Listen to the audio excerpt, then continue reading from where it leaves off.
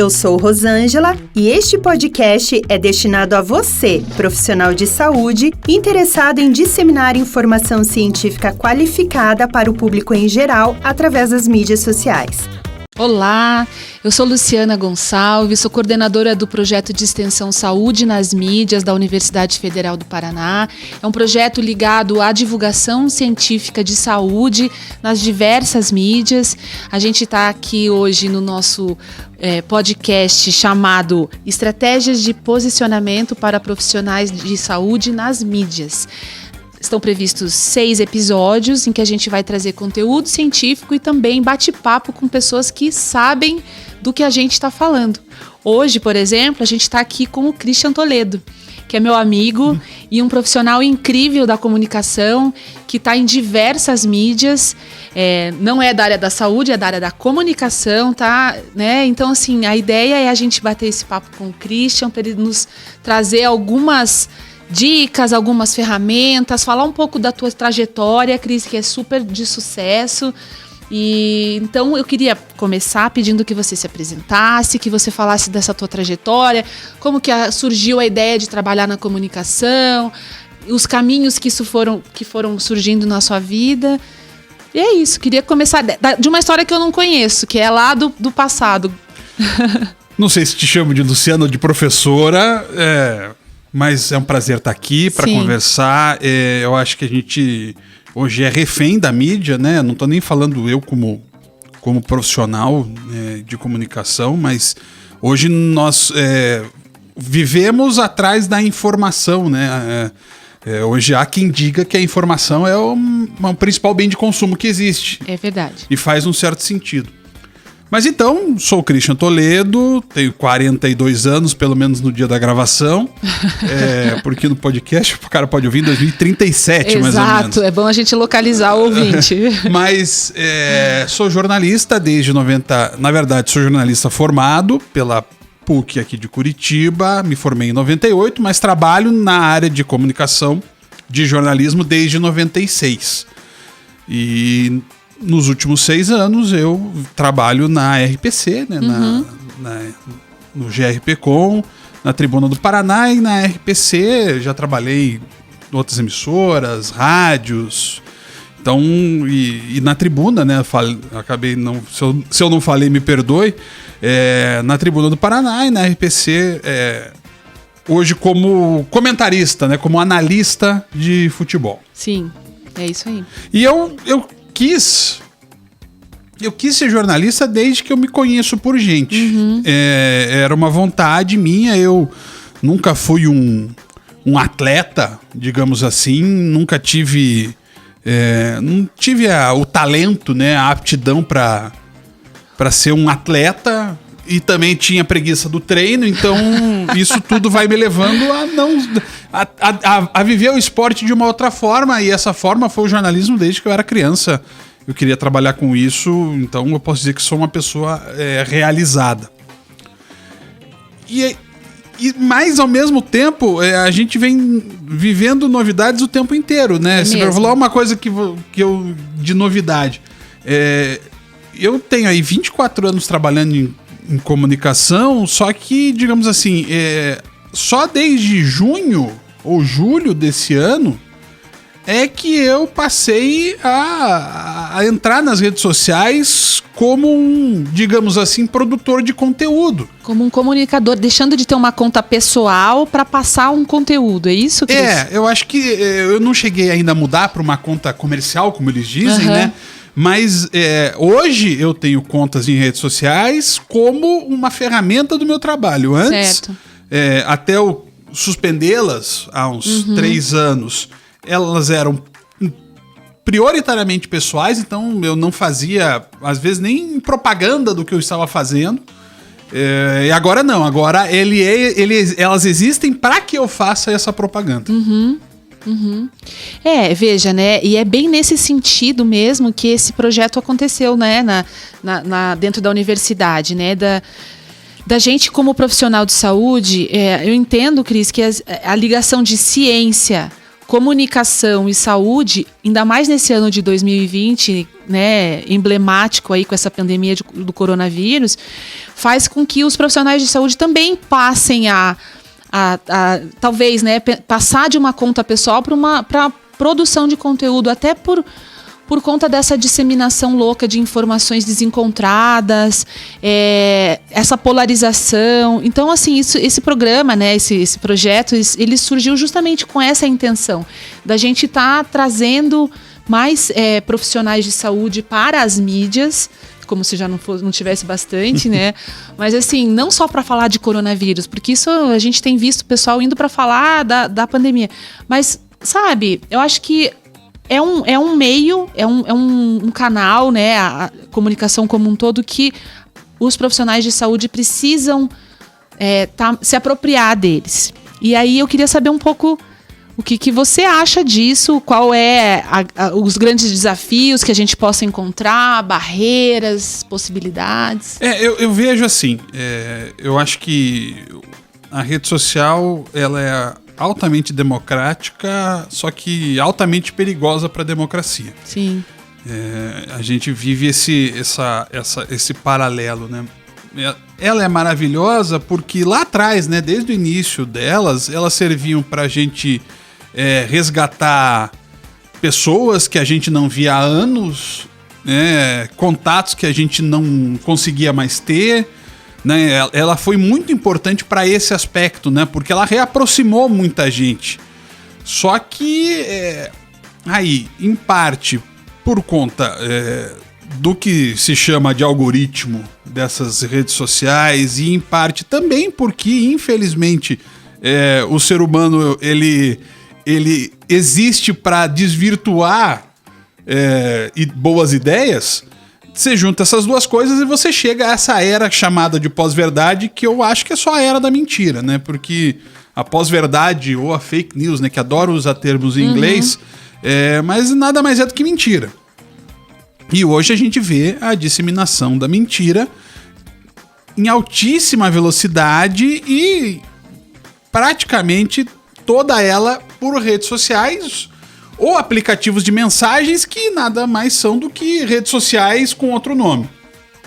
Então, nesse aspecto, eu acho que a presença do profissional de saúde nessa mídia social, né, sem chegar ainda à comunicação, a chamada grande mídia, né, o grande demônio, né, como falam, né, mas nessas redes sociais, ela parte de um pressuposto fundamental, que é a informação, né? E aí eu digo informação na acepção pura da palavra, né? Quer dizer, você informar as pessoas. Então a gente está passando por um período de pandemia, e nesse período de pandemia você precisa da opinião de médicos. Não sou eu que comento futebol que vou dizer o que é verdade em relação à pandemia.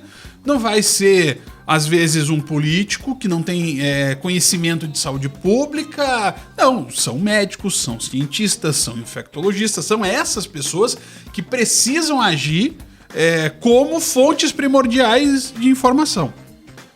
Então, eu acho que a presença do profissional ela já parte disso, que ela é muito importante porque ela vai trazer informação verdadeira. Estudos apontam que a notícia falsa, a mentira, a fake news, use o termo que você quiser, ela é disseminada 6 vezes mais rápido do que a notícia verdadeira. Por quê?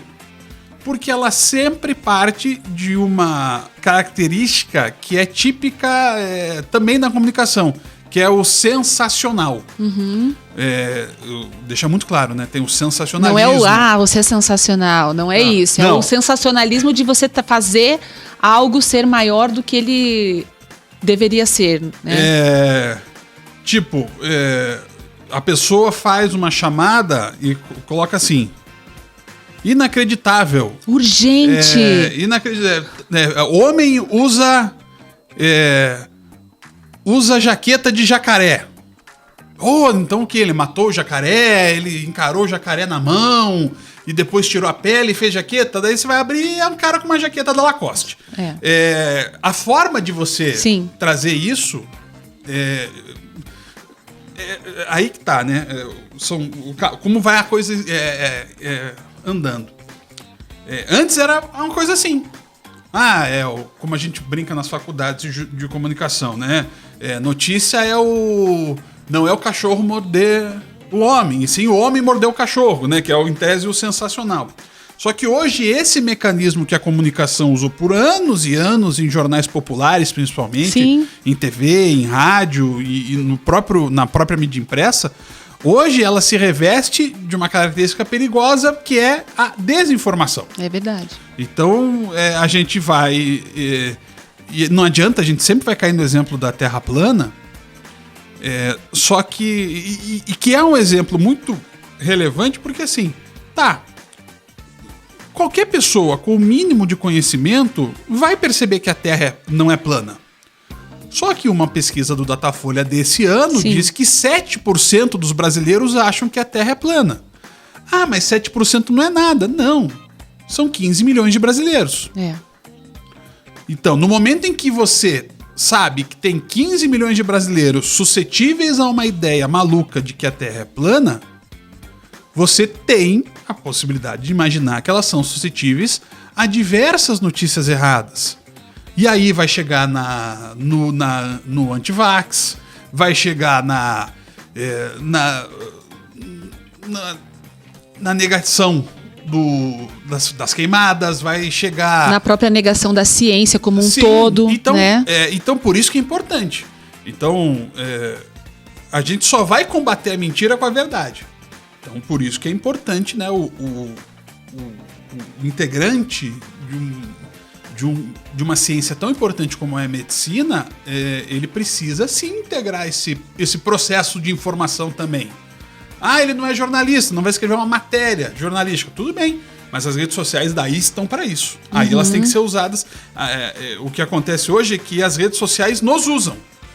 Para vender publicidade, para disseminar notícia que lhes convém, para influenciar em eleições, essa coisa toda.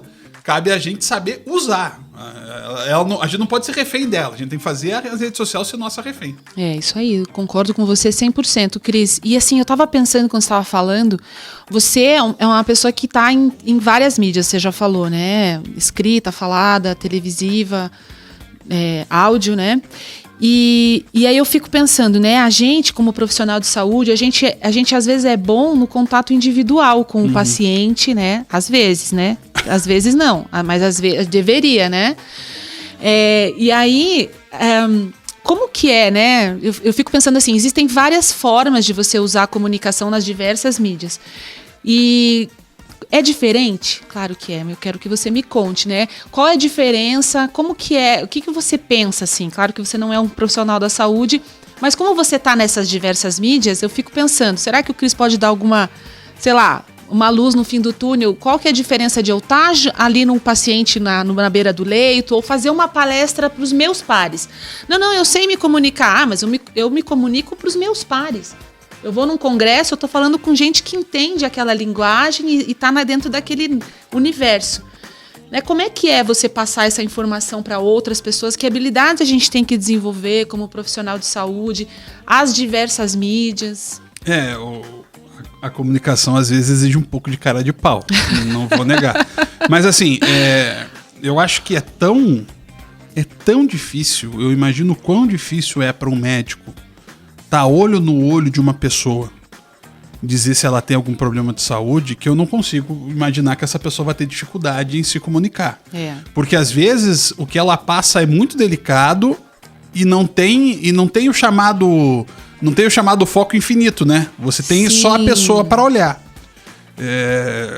E eu vou ser sincero, né? Eu penso o seguinte, né? Se fosse para todo mundo fosse fácil falar olho no olho, ia estar todo mundo casado, né? Porque não ia ter ninguém com problema de relacionamento, né? É verdade. Então, assim, o que eu imagino? Eu acho que o principal, né, é você pensar que o profissional de saúde ele tem que pensar que ele tem exigências tão enormes quanto a de falar numa emissora de TV, de rádio ou escrever no jornal. Porque ela está lidando com a vida das pessoas que estão ali, né? A 1,5 metro, né? Vamos falar assim agora. A 1,5 metro de distância delas. vão a palestras. Eu quando comecei a fazer esse tipo de coisa de palestra, de participar, de ser chamado, né? Porque inevitavelmente você trabalha em televisão, você trabalha em rádio, você começa a ser... Tá exposto, né? As pessoas te chamam, né? Você começa a ser convidado. Falar para diversas pessoas, todas elas olhando para mim, era muito difícil, muito mais difícil do que trabalhar na televisão.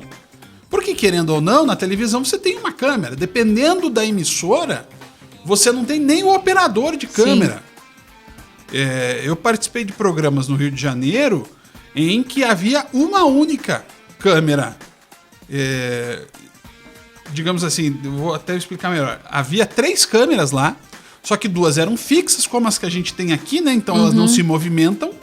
E a terceira, ela era uma câmera robô, né? Controlada do que a gente chama de switcher, onde estão todos os técnicos e diretores de estúdio. E essa câmera ela é controlada por joystick, né? Como se fosse um videogame. Então, você tá falando pra ninguém, na verdade. Oficialmente, né? Você não tá olhando pra cara de nenhuma pessoa. Só dos caras que estão conversando com você. Então, eles estão na mesma situação. Então, eu acho esse olho no olho mais difícil. O rádio, ele tem uma enorme vantagem, né? É uma vantagem que muita gente está usando agora em reunião online, que não precisa estar com a câmera ligada. Sim.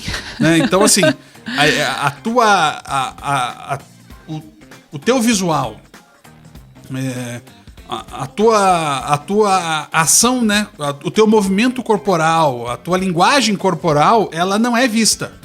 Tudo se resume à voz, né? E não, a gente viveu uma era do rádio aqui onde as pessoas fantasiavam as pessoas do rádio, às vezes fantasiavam pessoas maravilhosas e eram pessoas nem tanto. Então, assim, o rádio permite isso. Óbvio que hoje as rádios já transmitem também em Facebook, já tem imagem, mas a essência do rádio é essa. Então, se você estiver preparado para o assunto que você vai falar, você não tem que ficar nervoso. Porque se você sabe o que tá falando, se ninguém tá te vendo, manda ver. Pensa que você tá numa reunião online de pijama dentro de casa. Você vai agir da mesma forma. A televisão, ela já é mais complicada. Por quê? Porque ela tem a questão do movimento, tem a questão do gestual. Você não pode ser uma pessoa pura e simplesmente largada. Você tem que estar numa postura, né? Você tem que estar com uma roupa minimamente condizente. Todas as questões que influenciam no visual da televisão. TV é imagem. Estética, né? Então, essa questão ela é decisiva. Você precisa da imagem. Você pode ter o melhor argumento do mundo, mas se você não tiver a imagem, a televisão pode te derrubar. Uma situação específica. Em 1960, a eleição para presidente dos Estados Unidos, de um lado Richard Nixon, de outro John Kennedy. O John Kennedy até ficou eternizado assim porque acabou sendo assassinado. Um homem bonito, visualmente interessante para a televisão. Para aquele momento. Com a chamada... fotografando bem, né? Ele era um cara visualmente interessante para a televisão. Do outro, um político clássico como o Richard Nixon. Os debates foram transmitidos simultaneamente para rádio e para televisão. Quem viu pela televisão achou o John Kennedy melhor. Quem viu pelo rádio, quem ouviu pelo rádio achou o Richard Nixon melhor. Por quê? Porque a imagem fez diferença. A gente sabe que no Brasil isso fez diferença, por exemplo, na eleição de Fernando Collor. Sim. Então você precisa se preocupar com essas coisas. Isso naturalmente deixa mais nervoso. Não é porque você trabalha 10 anos ou a um dia em televisão ou vai fazer uma participação esporádica que você não vai ter esse nervosismo. A internet, ela é um livro branco que você escreve. Então você pode ter um blog onde você coloca textos, você pode usar as redes sociais e gravar vídeos, você pode ser um youtuber, por que não? Por que não, né? Porque hoje... Eu já digo, porque sim. Porque a gente precisa assumir esses papéis também, porque senão... porque o termo youtuber ficou muito vinculado ele tem que ser garotão, falar de videogame e falar palavrão, né? Porque ficou um pouco assim no início da era dos youtubers. Hoje não, hoje se fala de ciência, se fala de política, fala de economia... você tem uma gama de informações. Então é possível, sim. Sim. A grande vantagem é que você pode até gravar sozinho, se você julgar melhor. Uma edição ajuda bastante. Sim. Né? A edição permite que você evolua a própria qualidade da tua informação, se dê mais ritmo a esse vídeo. Então, as possibilidades são variadas. A gente está gravando aqui num estúdio que tem uma condição muito boa para você executar um programa de vídeo, um programa de áudio. Mas, nesse período de pandemia, eu gravo um podcast apenas com um programa de reunião online. Sim. Você e você mesmo, né? Faz a gravação à distância também com algum convidado? Não, todo mundo entra numa sala, eu boto para gravar e tá feita a gravação. Então, assim, hoje você tem desde o mais simples mecanismo para gravar até o mais sofisticado. Então, você não tem esse problema, não, isso é muito difícil, coisa e tal, câmera. Eu não sei mexer em câmera digital. Eu até descobri que câmera fotográfica fazia vídeo. Eu demorei. Christian. Sim, mas é que eu nunca tive essa experiência. Eu não trabalhei com fotografia, só tive aula de fotografia em 95, que é totalmente diferente Você hoje. sabe que tem um botãozinho no telefone também que atende ligação? Não, isso aí diz que não existe mais, né? Isso não existe mais. Ai, ai. E aí, faltando a parte do podcast, né? O podcast, então, como eu estava falando, ele talvez permita, assim como a internet permite, o que eu chamaria de microsegmentação, né? Eu vou fazer uma novela, a novela vai ter 40 milhões de pessoas vendo. Né? Eu vou fazer um programa de esporte, o programa de esporte vai ter 20 milhões de pessoas vendo na televisão. Eu vou fazer um canal de games no YouTube, eu vou ter 2 milhões de seguidores. Mas eu quero fazer um canal sobre cirurgia do joelho. Mas vale a pena? Às vezes vale. Você tem 5 mil seguidores, encontra um nicho e passa a ser uma voz relevante no assunto. Tanto como youtuber, quanto como podcast. Certamente existe interessados em cirurgia do joelho suficientes para ouvir um podcast sobre o assunto, desde que bem feito. Uhum. Quando a gente... Eu pensei no podcast quando a gente começou a fazê-lo. O podcast que eu apresento já está com um pouco mais de um ano. A gente gravou até o momento que a gente está fazendo essa entrevista, a gente gravou 54 programas já, então em um ano, né? Toda semana, toda quarta-feira entrando no ar. Uhum. E a gente decidiu por essa microsegmentação. Uhum. Você tem o mundo de informações. Ele é um conjunto enorme. Você faz uma intersecção dele para criar o noticiário esportivo, né? Aí você faz uma segunda intersecção que vira o futebol. Uhum. Você cria uma quarta que é o futebol brasileiro. Cria uma quinta que é o futebol paranaense. Então, assim, eu não vou ter essa gama de assuntos e nem de ouvintes que eu teria se eu fizesse um programa que tratasse de todos os esportes. Só que aqui eu ia brigar com muita gente. Uhum. A partir disso, essa intersecção que eu falo, ela tira não só um público ouvinte, mas tira concorrentes também. Certo. Então, a minha concorrência vai ser com o público específico da minha microsegmentação. E aí, em vez de ter 150 programas, o ranking, por exemplo, do Spotify, ele aponta 100 programas de esportes mais ouvidos num determinado período. Não sei exatamente qual é esse período, porque o ranking sobe e desce. Uhum. Só que ele aponta 100. E ali você vê que não tem só 100, porque você já sabe de mais 5 ou 6 podcasts. Se eu sei 5, você sabe mais 4, e por aí vai vendo, né? Tem podcast a dar com pau, com perdão da expressão. Então você começa, só que daí quando eu chego no podcast do futebol paranaense, tem só mais 2. Uhum. E aí tem ainda a última da microsegmentação, que são os podcasts específicos dos times, dos torcedores dos times, né? Que daí você vai dizer, mas nossa, esse é um público tão pequeno. Não é. Não é, às vezes tem mais audiência que muito podcast que fala aqui do futebol. Por quê? Porque essa pessoa que quer desse assunto específico, ela já torna aquele como fonte primordial. Então, voltando ao exemplo da cirurgia de joelho, os neurologistas podem não ouvir, os pediatras podem não ouvir, mas a turma da cirurgia do joelho, os ortopedistas, eles podem ouvir. Então, o podcast e a internet permitem essa microsegmentação. Você vai falar exatamente para aquele público que você deseja. Claro, tem outros caminhos, né? Na própria medicina, cirurgia plástica, o negócio que atrai todo mundo, cardiologia, infectologia, aumenta, claro. Mas é possível fazer essa microsegmentação. Ou, se você quiser, você pode se tornar um especialista em tudo, né? Em tudo. Que isso existe bastante, né? Quantas pessoas aí, da profissão que elas sejam, advogado, jornalista, médico, cientista, professor, seja o que for, todos eles são eles especialistas em tudo. Se vai uma notícia do presidente da República, eles falam. Se vai uma notícia do acidente de carro, eles falam. Tem também quem tenha sucesso com isso. Então, a internet dá essa vantagem. Ela abre um leque de opções gigantescos. Se você estiver bem ranqueado no Google, nossa, você pode falar só sobre os microfones da Sennheiser que são específicos para podcast. Você vai estar bem ranqueado e vai ter público para ouvir.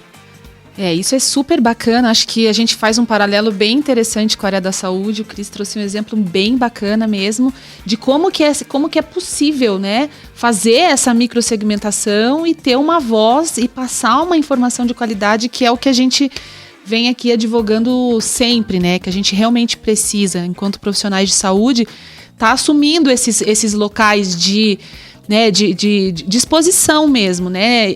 E é legal quando você fala isso, Christian, porque veja como é diferente, né? Os profissionais da saúde, nós somos treinados no olho no olho. Como eu já falei, né? Exceções à parte, mas esse é o nosso treinamento. A gente não tem medo de chegar lá e olhar no olho. Mas a hora que a gente percebe essa, né? Olha lá, sei lá, 9.000 pessoas no nosso programa nosso quadrinho, né, na rádio, a gente atinge 9.000 ouvintes por minuto. Isso é assustador. Quando eu falo isso para os profissionais de saúde, eles tremem, Cris. Tremem, eles falam, meu Deus, mas eu acho, meu Deus, que nervoso. Então, assim, eu fico pensando, gente, esquece, desculpa, não esquece os 9.000. Eu e você e a apresentadora. Então, é uma questão de desenvolver habilidades para. É isso? E a internet te permite a fazer esse desenvolvimento gradual. Porque se você fala, não, você é um profissional de saúde que nunca fez nada em comunicação e vai imediatamente para a televisão. Ou você tem o talento natural, ou você vai ter dificuldades. A internet não, eu posso começar, o meu canal pode ter 10 visualizações, 12, há que se ter paciência, há que se ter também força de vontade, e a partir daí você vai criando. Eu entendo a relação do que viu, do que só olha para um e ao descobrir que fala para 9.000. Eu vivi uma experiência de estar falando para 40, 50 milhões de pessoas. Sim, uma transmissão em rede nacional. Do jogo de futebol. Isso, com o... do Atlético Paranaense com o Flamengo. Exatamente, eu lembro disso. Então, assim, esse é absurdamente desesperador. É desesperador, porque você começa a ouvir que a audiência está subindo, e você faz parte daquilo. Ah, você ouve? Eles falam isso? Falam durante a transmissão. Que nervoso. E assim, a gente, quando você passa por uma experiência dessa, você tem o dia seguinte, né? Que é o mais... que assusta tanto quanto esse número absoluto. Conte-me. Porque o número, ele tá ali, né? Ah, não, 40 milhões, 50 milhões, 30 milhões, 20 milhões, 5, 2, 4, seja o que for. 9.000, né? Mas ele basicamente é um número. Mas eu me lembro que eu fui fazer o jogo e na manhã seguinte eu peguei o avião para voltar para Curitiba. E entrando em Curitiba, e entrando no aeroporto, né, na hora de passar a bagagem no raio-x, o rapaz olhou pra mim e falou, você tava no jogo da Globo ontem, né? Aí você começa a tomar um susto, você sai da tua cidade natal, onde você começa meio que naturalmente a assimilar algumas coisas, né? Então, por mais que eu seja tímido, e por isso que eu acho que você pode trabalhar, porque eu sou uma pessoa no trato normal muito tímida, mas trabalhei empiricamente, não fiz nenhum tipo de, vou fazer impostação de voz, PNL. Não fiz nada disso, foi empírico, foi o decorrer da carreira. Mas aqui eu já me acostumo naturalmente a uma pessoa chegar e falar, alguma pessoa fazer algum tipo de brincadeira, tá no preço. Agora, quando você vai para uma outra cidade onde você não reside, uma cidade de uma realidade completamente diferente da tua, você pisa na cidade, alguém olha para você e fala, eu vejo você na televisão, isso é desesperador. Ao mesmo tempo que é gratificante, é desesperador. Porque você começa a pensar, peraí, o que eu falo não é só número. Né? O Grupo Globo fez uma campanha recentemente que é uma campanha que explica um pouco esse desespero. O nome da campanha é 100 milhões de uns.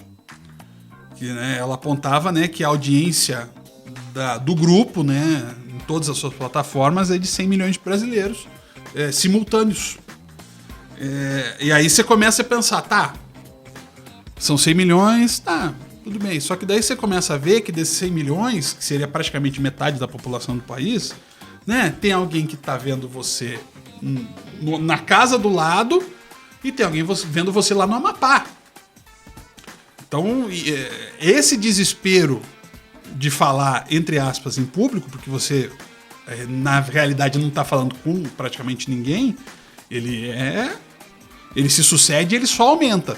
Mas ele é administrável, principalmente em escala menor. Uhum. Né? Então, se a pessoa vai à rádio e vai falar para 9 mil pessoas, que ela imagine, eu acho que esse é um ponto básico. Né, uma dica empírica nesse pensamento, que pense, você está falando para 9 mil pessoas que estão interessadas no assunto, porque em última análise, o que está acontecendo. Uhum. Então elas vão entender se você trocar uma palavra, se você às vezes errar um plural, porque é natural que você acabe errando alguma coisa. Num discurso de improviso, numa conversa de improviso, você pode errar tempo de frase, você pode errar concordância. Não é bom, claro que não é bom, mas acontece. Então pense que esse tipo de deslize, ele não vai afetar a tua informação se você a transmitir bem. Então, se você tiver alguma coisa importante a ser falada, ela vai superar até mesmo algum tipo de desajuste na hora de se comunicar. E assim, gente, a vida nada mais é do que uma grande conversa. É isso aí.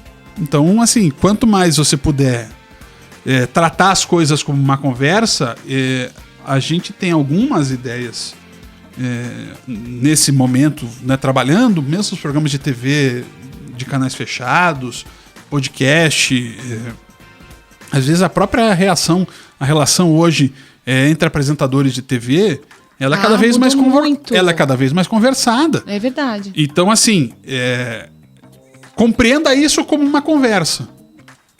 Porque você tem que diminuir a carga do negócio. Porque se aumentar a carga, você passa mal. Sim.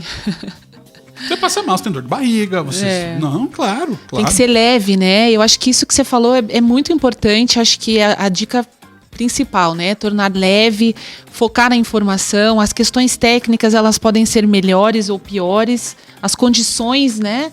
Podem ser melhores ou piores. Mas o importante é o foco na informação, passar com verdade, passar com leveza. E acreditar que a tua informação está tendo um fim, né, bacana, e está contribuindo lá com os milhões de uns. E assim, né? Uma coisa que é muito importante hoje para tratar de comunicação, principalmente internet, é você entender o que vem do outro lado. Como? Porque a internet, ela tem uma diferença básica dos outros meios de comunicação, que é a interação rápida. Isso mesmo.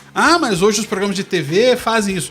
Claro que fazem, mas assim... Por meio da internet. Mas e não é uma interação imediata. Tem um filtro sempre. Sim.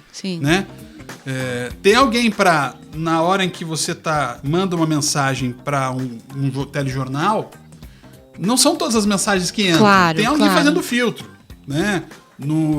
na mesma forma de um programa de rádio. Então a mídia tradicional, ela tem os seus filtros para controlar, para que não venha um xingamento, pra que não venha uma ofensa. Para que aquilo fique bonito no dentro do plano deles, né? Possa, que até vindo uma crítica, ela tenha de onde ter vindo, né? Ela ter sentido e possa até agregar, possa até ter vindo um erro. Daqui a pouco alguém mandou mensagem: olha, vocês falaram isso aí. Algumas vezes está acontecendo nesse período de seca. Olha, o meu bairro não tem água hoje, não é amanhã que vai ficar sem água, é hoje que está sem água. E às vezes informa até os comunicadores. Só que a internet, né? Se você vai fazer uma live, se você vai fazer essa ação de comunicação em rede social, em especial Twitter, Facebook, Instagram, ela tem a repercussão imediata. Não tem filtro. Não tem filtro. Você tem feito live assim, live ao vivo? Você tem feito live nas redes sociais que permite esse tipo de interação? Eu só fiz 2 vezes a trabalho no perfil da RPC. Eu tenho muito receio. Eu tenho muita dificuldade, Christian. Você faz, daí vem aqueles comentários, aí você não sabe se você responde, se você conversa com o convidado. É um negócio que tem que estar ali, ó. Eu acho que esse é o ponto até que a gente, talvez por trabalhar em comunicação, seja o que a gente até assimile melhor. O fato é que você pode receber ali mensagens de xingamento, sabe? Às vezes você pode ter falado alguma coisa errada e a resposta que venha não é uma simples, olha, você errou, falou isso. Não, seu aquilo daquilo, você tá falando isso porque você é um tal. Eu lido com paixão, né? Eu trabalho com razão com o público que vive na paixão, que é o público do esporte. Mas então eu tenho muito receio de fazer em canal meu, porque já que nós estamos falando sobre saúde e mídias, né? Eu faço tratamento para depressão há 5 anos. E eu sei que em dados momentos nas redes sociais, ou até antes, mas principalmente nas redes sociais, a forma que as pessoas falavam comigo me atingia emocionalmente e me derrubava. Bem naquele gatilho, né? E assim, isso acontece com muito mais colegas. Claro. Talvez muita gente não fale sobre isso porque tem até vergonha. Sim. Mas sim, é difícil, é muito complicado porque... agora, nesse que eu tive recentemente, só que assim, você vai ficando velho, né? Eu tenho 2 vantagens. Eu tô ficando mais velho e tô tomando remédio. Então, assim, não vai chegar mais em mim o que chegava antes. E uma piada uma boa brincadeira que um comediante já falecido, Serginho Leite, dizia: não brigue com quem tem o microfone. Hoje eu aprendi. Essa é uma lição. Porque assim, a gente tava participando de uma live no Instagram e alguém fez uma daquelas piadas sobre altura, peso, né? Beleza, feiura, essas coisas. Só que assim, ele fez. Só que quem vem... A resposta é minha. Ah, veja só. Então, quem vai... Não adianta. Eu vou ganhar a briga. Sempre. O cara pode falar o que ele bem entender. Se a rede social é minha, se o microfone é meu, eu vou ganhar. Ou você pode ignorar ou pode simplesmente falar e a pessoa fica ali vendida, né? Não, agora você responde. Sim, responde. Eu respondi, assim, ele foi agressivo, grosseiro. Agressivo não é o caso, mas grosseiro comigo, recebeu uma resposta grosseira. E o que aconteceu? Começaram a rir dele nas respostas do Instagram. A vida é assim. Lidar com esses haters de plantão. Só que, às vezes, isso transcende. Às vezes isso passa do limite. Tem colegas que sofreram ameaças físicas. Eu sofri, mas ela não tinha nada a ver com a minha profissão. Mas tem gente que sofre ameaças físicas, ameaças a familiares por conta do que dizem nas redes sociais. É verdade. Então, assim, isso tem que ter na cabeça. Esteja preparado para encarar isso. E também, né, a gente fala dos haters, mas também, justamente, também é importante falar dos próprios lovers, né, dos próprios coraçõezinhos ali, que a gente também não pode entrar nessa pira de que a gente é mega amado por conta daqueles coraçõezinhos que estão ali, né? Mas assim, a gente tem, e aí seria uma discussão até de psicologia, que eu não vou me meter a fazer aqui, mas a gente tem a natural reação de enxergar sempre o lado da crítica e não enxergar o elogio. Eu acho que você falou uma coisa certa, né? Nem tanto ao céu, nem tanto à terra. Né? Você não é nem tão ruim quanto os haters falam que você é, e nem tão bom quanto Fato. 2 ou 3... nem de coraçãozinho, são pessoas aquelas que, tipo, se você falar que atropelou um cara na esquina, o cara fala, legal, adorei, sou teu fã, sabe? Uhum. Pessoas que não medem isso, elas simplesmente vão lá e dizem, não, eu gosto de você e faça você o que bem entender. Uhum. Isso a gente pode muito bem jogar para todos os outros ramos do conhecimento. É só a gente ver como existe hoje torcedor de opinião. Eu ia falar exatamente isso. Ou torcedor de pessoa. É assim que as fake news vão pra frente. Sim, em qualquer outra informação. Se a pessoa tem má intenção, ela começa a tutelar esse grupo de seguidores, fãs que ele tem. A gente tem que saber a hora da crítica. A gente tem que entender, às vezes, que a crítica é certa. Uhum.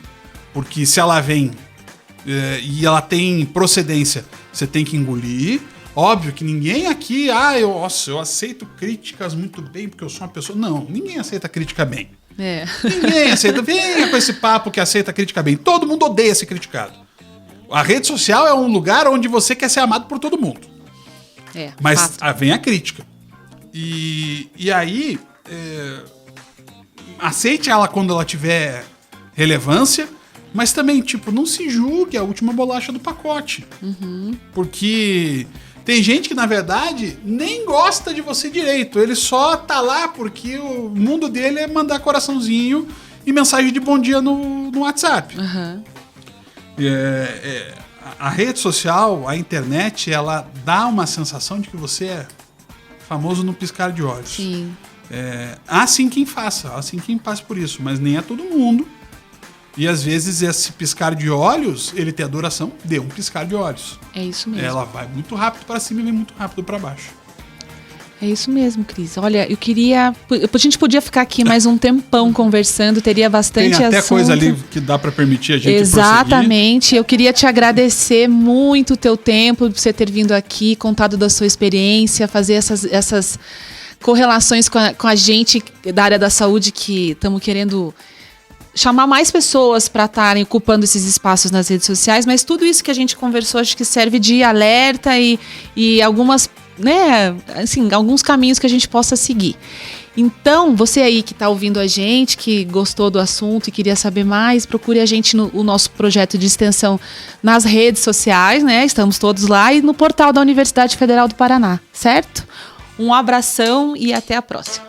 Se você tiver interesse em saber mais dicas de como adaptar a linguagem científica da saúde para passar para o público das redes sociais, siga as contas do projeto Saúde nas Mídias nas redes sociais, Facebook, Instagram, YouTube e no portal da UFPR.